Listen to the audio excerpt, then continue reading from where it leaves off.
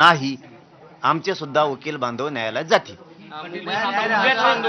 असं म्हणताय की सरकारला मुभा आहे की त्यांनी खारघर किंवा इतर ठिकाणी तुमचं आंदोलन करावं, परवानगी देऊ फक्त आझाद मैदान नाही. नाही, का नाही आझाद मैदान का नाही? अरे बाबा, ते माननीय न्यायदेवतेनेच न्यायालयाने तिथं सांगितलेलं आहे की या ठिकाणी लोकशाही मार्गानं जनता राज्यातली आंदोलनं करू शकते.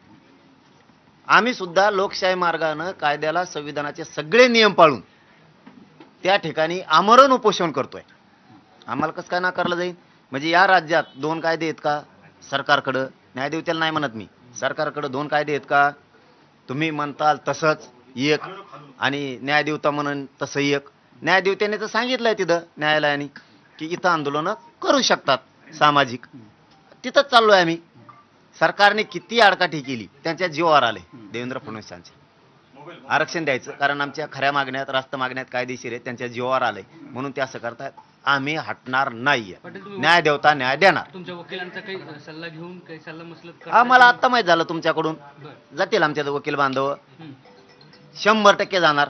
आमची बाजू न्यायदेवतेला ऐकून घ्यावा लागेल, आम्हालाही न्याय द्यायला लागेल. आम्ही सगळे नियम पाळून न्यायदेवतेला आजच सांगतो न्यायालयांना, आम्ही तुमचे सगळे नियम त्याचा सन्मान करू.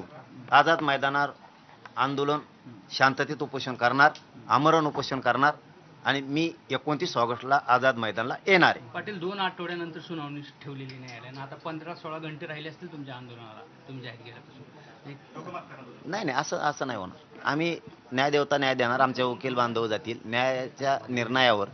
त्या प्रक्रियेवर मला काहीही बोलायचं नाही. न्याय प्रविष्ट येते आता, त्याच्यामुळं आमचे बांधव, वकील बांधव सगळे जाणार आणि परवानगी मान्य न्यायदेवता देणार. समजा 2-3 दिवस लांबली समजा